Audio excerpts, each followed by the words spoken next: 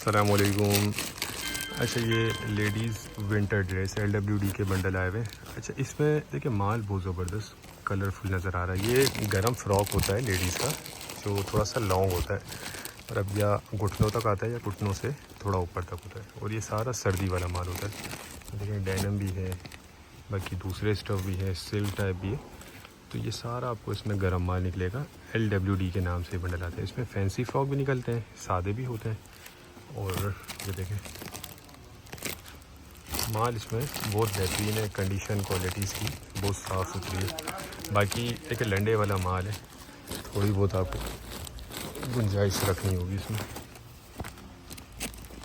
ये देखें,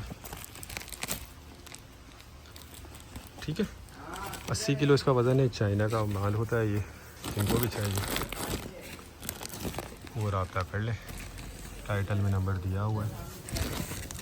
हमारा गोदाम जो है शेखा कराची में। बाकी देख लें, आपको वीडियो में दिख रहा होगा माल माशाल्लाह बहुत शाइनिंग चमक वाला माल है। तो जिनको भी चाहिए वो रब्ता करके अपना ऑर्डर बुक करवा लें। इसके रेट डिस्क्रिप्शन में दिए हुए हैं। उम्मीद करता हूँ वीडियो को पसंद आई होगी।